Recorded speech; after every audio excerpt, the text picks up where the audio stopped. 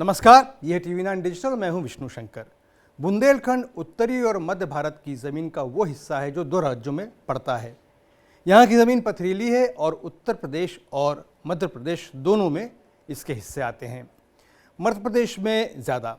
उत्तर प्रदेश के 7 ज़िले बुंदेलखंड में पड़ते हैं: चित्रकूट, बांदा, झांसी, जालौन, हमीरपुर, महोबा और ललितपुर। झांसी और सागर बुंदेलखंड के 2 सबसे बड़े शहर हैं। हालांकि बुंदेलखंड खनिज पदार्थों से भरा हुआ है, लेकिन विकास के अभाव में ये इलाका काफ़ी पिछड़ा हुआ है। राज्य और राष्ट्रीय दोनों ही स्तर पर इस इलाके का राजनीतिक प्रतिनिधित्व भी संतोषजनक नहीं रहा है। इसलिए समय समय पर बुंदेलखंड को एक अलग राज्य का दर्जा देने की मांग उठती रही है। गौर करने वाली बात यह है कि बुंदेलखंड की राजनीति में राजनीतिक पार्टियां नहीं, राजनीतिक शख्सियतें ज़्यादा महत्व रखती हैं, क्योंकि ये राज्य रजवाड़ों का इलाका है। यहाँ पार्टियां फैसला नहीं करती कि उनका नेता कौन होगा, बल्कि नेता तय करते हैं कि वे किस पार्टी को अपना समर्थन देंगे। हिंदू समुदाय लगभग 93% है, मुस्लिम 5.58% है और अन्य समुदायों की संख्या लगभग 1.25% है। सांस्कृतिक दृष्टि से बुंदेलखंड की अपनी निश्चित पहचान है और इसने भारत को बड़े बड़े रत्न दिए हैं। रामचरितमानस के रचयिता गोस्वामी तुलसीदास का जन्म बुंदेलखंड के राजापुर में हुआ था। महाराजा छत्रसाल बुंदेला, जिन्होंने मुगलों से लड़ते हुए बुंदेलखंड में अपना राज्य स्थापित किया, बुंदेलखंड से ही थे। जाने माने स्वतंत्रता सेनानी तात्या टोपे और झलकारी बाई भी बुंदेलखंड की ही संतान थे। हॉकी के जादूगर मेजर ध्यानचंद और भारत के राष्ट्रकवि मैथिली शरण गुप्त का संबंध भी बुंदेलखंड से ही था। आइए अब देखते हैं अपने वीडियो वॉल पर कि 2022 में जो चुनाव होने वाला है उत्तर प्रदेश में, उसमें बुंदेलखंड में कब कब कितनी सीटों पर मतदान होगा। 7 जिलों में विधानसभा सीटों पर 3 चरणों में मतदान होने वाला है बुंदेलखंड में। आप यहाँ देख रहे हैं, यहाँ जो नक्शा है वो नीला वाला जो है वो उत्तर प्रदेश है, नीचे वाला जो हिस्सा है वो मध्य प्रदेश है। तो बुंदेलखंड में 20, 23 और 27 फरवरी को मतदान होने वाला है। 20 फरवरी को 5 जिलों में मतदान होगा: झांसी, जालौन, ललितपुर, हमीरपुर और महोबा में। कुल विधानसभा क्षेत्र होंगे 13। 23 फरवरी को एक ज़िले में होगा, बांदा में 4 सीटों पर, और 27 फरवरी को एक ज़िले चित्रकूट में 2 सीटों पर मतदान होगा। हमारे सेफोलॉजिस्ट पार्थ यहाँ पर हमारे साथ हैं, काफ़ी देर से इंतजार कर रहे हैं। कैसे हैं दादा आप? बहुत बढ़िया सर। तो चलिए, आज तो बुंदेलखंड पे बात होगी। पार्थ अपने इंटेलिजेंट डैशबोर्ड से हमें समझाएंगे बुंदेलखंड की सीटों का समीकरण, जातियाँ किस तरह से वोट करेंगी और उसका पॉलिटिकल पार्टीज पर क्या असर पड़ेगा। देखिए, हाँ, तो हमारा ये तो प्रोग्रामिंग किया हुआ सर, तो हम लोग से बुंदेलखंड का सिलेक्ट कर लेंगे। पहले देख लेते हैं सर, जो बुंदेलखंड में आपने बता ही दिया जो 19 सीट है। अब 19 सीटों में 2017 में बीजेपी कितना जीता और 2019 में अगर असेंबली वाइज, मतलब जो पार्लियामेंट इलेक्शन उसका असेंबली वाइज रिजल्ट का एनालिसिस करें तो कितना सीटों में बीजेपी आगे था। 2017 में तो बीजेपी जो है 100% रिजल्ट लाया था। ये एकदम बहुत लोगों को सरप्राइज किया था। ठीक है, बुंदेलखंड में 19 का 19 सीट बीजेपी जीत गया था जी। और आप देखेंगे पार्लियामेंट में भी जो इलेक्शन हुआ था तो बीजेपी 18 सीट में आगे था। तो मतलब आप समझ में आ जाता है ये काफ़ी स्ट्रांग एरिया है बीजेपी के लिए। अगर वोट शेयर के हिसाब से अगर देख लेंगे तो देखेंगे वोट शेयर में, देखिए वोट शेयर में बीजेपी के यहाँ पर ऑलमोस्ट 46% वोट गिरा जी। स्टेट एवरेज 39.7, मतलब जो स्टेट एवरेज से बेटर परफॉर्मेंस हुआ था। बिल्कुल ठीक है। और देखेंगे बाकी जो वोट है वो काफ़ी बटा हुआ है। ठीक है, आप देखेंगे एसपी का वोट है ऑलमोस्ट 16% और कांग्रेस का 9। ठीक है, तो एसपी और कांग्रेस उस टाइम एक साथ अलायंस में लड़ा था, 24%। और बीएसपी का वोट भी 22.2 आप देखेंगे, तो बीएसपी का भी एक अच्छा वोट सपोर्ट है जी। पार्लियामेंट इलेक्शन में आप देखेंगे बीजेपी को ऑलमोस्ट 53.8% से ऊपर चला गया, जो स्टेट एवरेज से बेटर है। हाँ। ठीक है, तो मतलब ये एरिया बीजेपी का काफी स्ट्रांग एरिया 2017 और 2019 में था। ठीक है, अभी आपको समझना है, आपने पहले ही बहुत इंपॉर्टेंट एक बात बोला है, ये क्या है, एमपी का भी बुंदेलखंड पार्ट रहता है। बिल्कुल ठीक है, तो देखिए एमपी का इंपैक्ट यहाँ पर पड़ता ही है। तो बेस्ट एग्जांपल आप देखेंगे, ये बीजेपी का स्ट्रैटेजी से, देखिए पॉलिटिकल पार्टी कैसे मूव करते हैं उससे मालूम हो जाएंगे। बिल्कुल आप देखेंगे उमा भारती जी यूपी में पहले इलेक्शन कब लड़ा?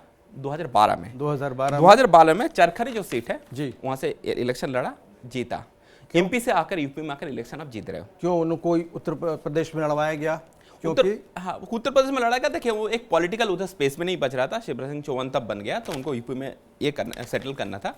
लेकिन अब बुंदेलखंड का सीट चूज करना, मतलब एमपी का पॉलिटिशियन आकर यूपी में जीत रहा है और 2012 में समझ लो बीजेपी बहुत अच्छा परफॉर्मेंस नहीं था, उस टाइम में उमा भारती जी जीत गया था। बिल्कुल। और उसके बाद एमपी बन गया झांसी से, तो मतलब एमपी का इंपैक्ट तो यहाँ पर पड़ता ही है, पूरा ही का पूरा पड़ता है। अब हमें ये बताइए अब देखिए इसमें एक इंटरेस्टिंग चीज मैं आपको बताना चाहता हूँ, ये डैशबोर्ड में एक चीज आप देखेंगे, जो कांग्रेस को 2019 में भी यहाँ पर 8.2% वोट गिरा। हाँ।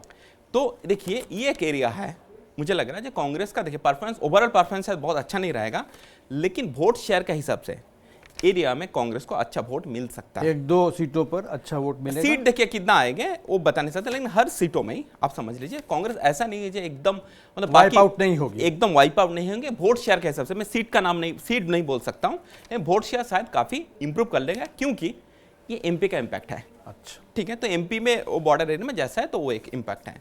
अभी देखिए आपने बहुत इंपॉर्टेंट एक बात बोला, जे समझ लीजिए, मैं जातिगत समीकरण का पहले यहाँ पर जातिगत समीकरण कभी कभी आपका डिमोलिश हो जाता है, क्योंकि कुछ सीट ऐसा है उस सीट का समीकरण समझना पड़ेगा। तो कुछ की सीट, ये जो बुंदेलखंड में जो वोटिंग होती है, क्या ये जो सीटें जिनके आप बताने जा रहे हैं जिनके बारे में, उनसे क्या यहाँ की जो हवा है उसके बारे में पता चलता है? पता चलेगा, लेकिन हवा से भी ज्यादा देखिए यहाँ पर ऐसा मुझे लग रहा है स्ट्रेट फॉरवर्ड ऐसा हवा नहीं है इस बार नहीं। इस बार जो है आपका पॉलिटिकल इक्वेशन समझना बहुत जरूरी है कुछ सीटों में, और वो सीटों का इंपैक्ट बाजू वाला पड़ेंगे। जैसे समझ लीजिए हम लोग चालू कर लेते हैं, पहला सीट में जो इंटरेस्टिंग हुआ कालपी जी।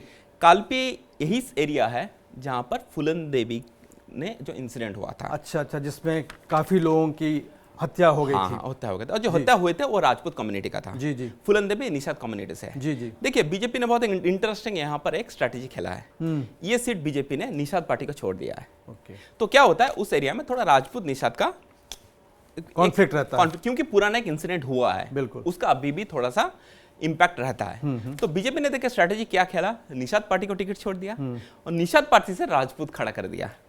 आप समझ रहे हैं? समझ गया। तो उसमें क्या होगा, जहां निषाद और राजपूत का वोट अगर एक साथ गिर गया, ठीक है, उस सीटों में देखिए अभी बहुत इंटरेस्टिंग क्या है, एसपी ने ब्राह्मण कैंडिडेट डाल दिया। अच्छा, ठीक है। बीएसपी ने उस सीट में पाल गादेरे के अराउंड 50,000 वोट है, और ब्राह्मण का भी आप समझ ले 40-50,000 वोट है। अच्छा, ठीक है। बीएसपी ने पाल गादेरे को टिकट दे दिया, और कांग्रेस ने भी आप देखेंगे जो उमाकांति उनको टिकट दिया है, उन्होंने भी आप समझ लीजिए स्ट्रांग नेता है। ठीक है, कालपी में स्ट्रांग नेता भी किसी ये राजपूत कम्युनिटी से जी। तो ये सीट काफी इंटरेस्टिंग हो जाता है, देखना पड़ेगा। ये जो आपका समझ लें निषाद को टिकट देगा, राजपूत और निषाद वोट जो एक बॉक्स में ले आने का, ये चीज इस बार सक्सेसफुल होगा नहीं होगा जी। और एक ये समझ लीजिए बीजेपी पिछले बार 19 सीट जीता था, हम लोगों ने बात किया जी। ठीक है, एक बार दिखाई देता है, लेकिन बीजेपी 19 सीट नहीं लड़ रहा है इस बार। 19 सीट नहीं लड़ रहा, वो अलायंस को 3 सीट छोड़ दिया।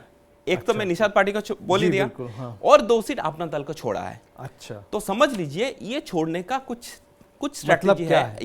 यस, आप समझ लीजिए। तो अपना दल का छोड़ने का मतलब कुर्मी वोट ठीक ठाक है। अच्छा, तो कुर्मी वोट को बॉक्स में ले आने के लिए ये जो स्ट्रैटेजी है, मैं अपना दल एक कुर्मी का एक आइडेंटिटी एक पॉलिटिक्स में काम आता है।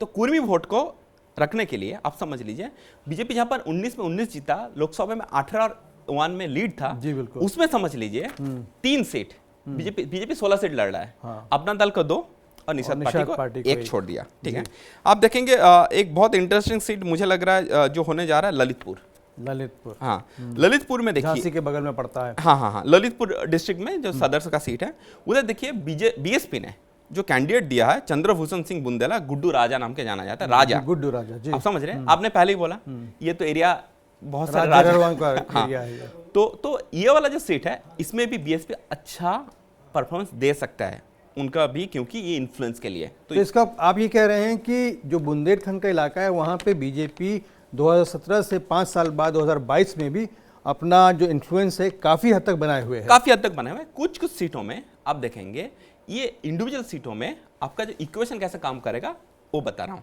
देखिए इसमें तो बीजेपी के इतना % वोट में बीजेपी का एडवांटेज है ही, मतलब 19 में मेजोरिटी सीट बीजेपी को आएंगे, बिल्कुल सेफली आप बता सकते हैं। लेकिन कुछ सीटों में जैसे कालपी अब मैंने बताया, वो इक्वेशन क्या होगा अब जब तक वोटिंग नहीं होता। आप ये बताइए कि कौन कौन से कास्ट यहाँ पे ऐसी डोमिनेटिंग पोजीशन में हैं जो यहाँ के मतदान के फैसले को इन्फ्लुएंस करेंगे? देखिए इधर क्या है, बीएसपी का पहले वोट हम लोग बताया था जी, तो ये 22% वोट गिरा था। अभी पहले देखिए इधर बहुत जो इंपॉर्टेंट जो कास्ट है वो है एससी।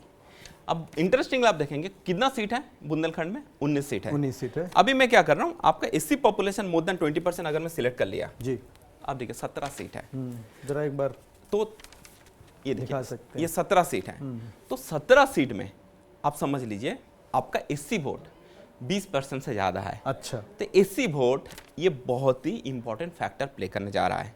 अभी देखेंगे एमपी का जो बुंदेलखंड है उसमें भी बीएसपी अच्छा परफॉर्म करता है जी उधर भी। आप समझ लीजिए एससी वोटर है, मेनली अहिरवार और जाटव आप समझ लीजिए ज़्यादातर जो है जी वो बीएसपी का वोट करता रहता है। तो एससी वोटिंग कैसा होगा, ये बहुत इंपॉर्टेंट फैक्टर है, क्योंकि 19 में से 17 सीट में इनका इन्फ्लुएंस है। 19 से 17 सीट में एससी वोटर 20% से ज्यादा ज्यादा है। आप अगर 3 कॉर्नर फाइट हो रहा है मैक्सिमम सीट में, कुछ सीट में 4 कॉर्नर फाइट हो रहा है, बिल्कुल। आपको जीतने के लिए समझ लीजिए कभी कभी 35% में आप जीत जाएंगे। और 20 आपका 17 सीट ऐसा है, 19 में 17 मतलब सब कुछ ही है। आप समझ लीजिए। तो वहां पर एससी वोटर काफी इंपॉर्टेंट रोल प्ले कर रहा है। यहाँ पर कुछ डिस्ट्रिक्ट है जहां पर समझ लीजिए डिफरेंट कम्युनिटी का थोड़ा राइवलरी चलता है। अच्छा, जैसे चित्रकूट डिस्ट्रिक्ट। चित्रकूट डिस्ट्रिक्ट में आप देखेंगे जो मानिकपुर सीट है जी, वहां पर ददुआ डाकू जो थे उनका बेटा इस बार चुनाव लड़ रहा है, एसपी से लड़ रहा है। जी, और वो कुर्मी था जी। तो देखिएंगे चित्रकूट डिस्ट्रिक्ट में 2 सीट है, उसमें देखेंगे बीजेपी एक सीट लड़ रहा है ब्राह्मण जी। ललितपुर सीट में आप देखेंगे अपना दल को ब्राह्मण से लड़ा रहा है। तो देखिए आपका सामने जब ददुआ डकत का उनका जो बेटा लड़ रहा है, एसपी से लड़ रहे हैं, एसपी से लड़ रहा है, तो उनका नाम वीर सिंह पटेल।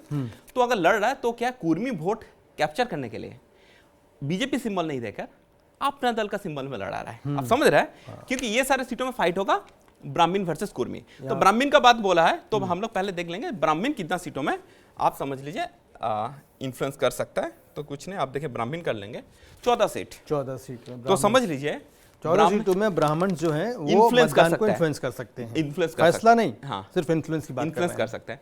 लेकिन इस बार देखिए जो लग रहा था पिछले बार जो 2017-19 में जैसा समझिए कम्युनिटी वाइज एक बीजेपी का ऊपर ये था, इस बार क्या कैंडिडेट स्पेसिफिक एक पैटर्न हमको मिल रहा है जी। ठीक है, तो जैसे हमारे चित्रकूट डिस्ट्रिक्ट हम लोगों ने बात किया, बीजेपी ने ब्राह्मण डाला लेकिन सामने एसपी ने दोनों सीटों में कुर्मी डाल दिया जी। ठीक है, तो अभी समझ अगर ब्राह्मण कुर्मी का लड़ाई हो जाएगा तो क्या होगा, तब बहुत इंटरेस्टिंग होगा, बहुत इंटरेस्टिंग क्लोज फाइट हो जाएंगे। अब देखेंगे राजपूत भी जी ये एरिया में इन्फ्लुएंसर है। वोट देखिए अभी क्या समझ लीजिए, कभी कभी हमको लगता है राजपूत वोट है 20,000, लेकिन वो राजा था समझ लीजिए, तो उसका ऐसे काउंट आप 20,000 से नहीं ले सकते। उसका इन्फ्लुएंस में और ज्यादा उस वोट में बढ़ोतरी हो जाती है, जैसे गुड्डू राजा जी। ठीक है, उस सीट में अभी गुड्डू राजा का आप अगर राजपूत वोटर का काउंट से आप मेजर करना चाहता है तो सही नहीं होगा। तो इसलिए राजपूत हम लोग देखेंगे कि राजपूत कम्युनिटी कितना सीटों में इन्फ्लुएंस कर सकता है। आप देखेंगे 5 सीट 5 तो 19 में 5 आप समझे 25% ये सीटों में इन्फ्लुएंस कर सकते हैं। हम लोगों ने बात किया था उमा भारती जी। उमा भारती जी कौन सा कम्युनिटी से आता है? लोध राजपूत। ठीक है, तो देख लेंगे लोध राजपूत इस एरिया में कितना सीटों में इन्फ्लुएंस कर सकता है। तो आप देखेंगे लोध राजपूत 7 सीटों में जी। ठीक है, तो आप समझ लीजिए जब बीजेपी का जो डिसीजन था उमा भारती जी को लड़ाने के लिए, क्योंकि 19 में 7 आप समझ लें सीटों में इन्फ्लुएंस कर सकते हैं, 1/3। ठीक है, और ये झांसी बेल्ट में ज्यादा है इसीलिए झांसी से भी उनको एमपी बनाया गया। तो लोध राजपूत वोट भी इस एरिया में काफी इन्फ्लुएंस कर सकते हैं।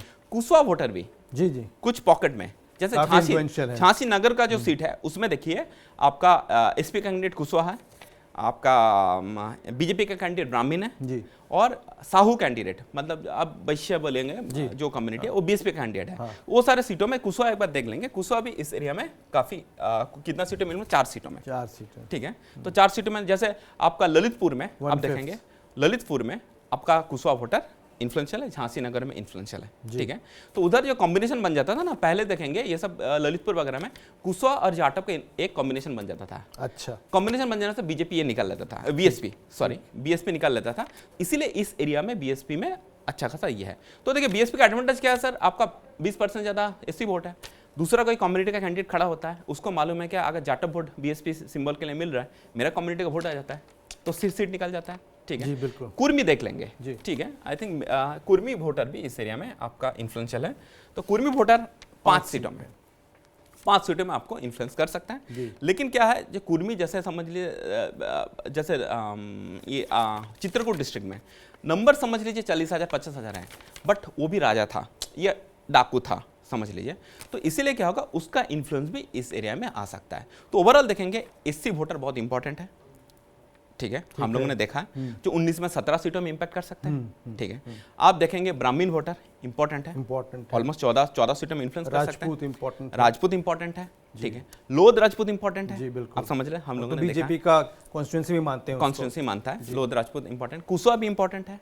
ठीक है, तो देखिए क्यों बीजेपी के यहाँ पर एडवांटेज है, क्योंकि देखिए फाइट हो रहा है एसपी के साथ जी, एसपी 19 सीटें लड़ रहा है। हाँ। आप देखेंगे बहुत ज्यादा, एक बार तो फिर भी एसपी का कोर वोट हम किसको मानेंगे यादव के अलावा? देखिए देख लेते हैं कितना सीटों में मुस्लिम इन्फ्लुएंशियल है, तो तब मालूम हो जाएगा। एक बार जस्ट मुश्किल ये है, मुस्लिम सिर्फ 4 सीटों में, सिर्फ 4 सीटों में इन्फ्लुएंस कर सकता है। ठीक है, और आप देखेंगे अगर हम लोग यादव भी देख लेंगे तो झांसी का कुछ सीटों में आपका इनका इन्फ्लुएंस है जी, तो समझ ज्यादा 7 सीटों में। ठीक है, और इधर भी समझ लीजिए इनका कुछ कैंडिडेट अच्छा है, ठीक है, उसका चलते हुए उनकी इन्फ्लुएंस है। तो इसीलिए क्या हो, आप समझ लीजिए अगर मुस्लिम और यादव मिलाकर बहुत मुश्किल से 6-7 सीटों में जहां पर, तो हम लोग ये मान सकते हैं कि जिस तरीके से पहले 2 फेजेज में चुनाव में एक धमक थी एसपी की और आरएलडी की, वो धमक एसपी की और आरएलडी की शायद इस बार हम लोगों को तीसरे फेज में नहीं, बुंदेलखंड में देखने को नहीं मिलेगा, सिर्फ बुंदेलखंड में। बाकी तीसरे फेज की बात नहीं, अभी हम लोग बुंदेलखंड की बात कर रहे हैं। ठीक है,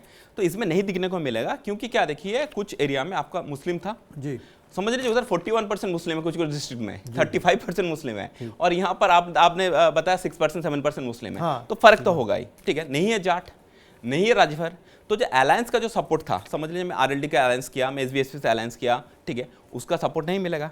ठीक है, इस एरिया में क्या है, एसपी का जो शायद जो उनको एक्सपेक्ट कर रहा है, मौर्य जो कुशवा वोटर है उस एरिया में स्वामी प्रसाद मौर्य का थोड़ा बहुत इंपैक्ट है, तो वो थोड़ा सा स्प्लिट कर सकते हैं, वो अगर थोड़ा सा वोट खींच सकते हैं। ठीक है, बाकी तो सर देखिए इधर एसपी जो ये कर रहा है, जहाँ बीएसपी अच्छा वोट ले लिया कुछ सीटों में, ठीक है, वोट डिवाइड होकर कम वोट से मैं जीत जाऊं, कांग्रेस कुछ सीटों में अच्छा करें। देखिए इधर कांग्रेस एक सीट बहुत अच्छा लड़ रहा है, मैं आपको बता रहा हूं, जो बहुत सारे लोग मुझे जितना बताया जी, कांग्रेस जो सीट लग रहा है वो है आपका हमीरपुर सीट, कांग्रेस अच्छा लड़ रहा है।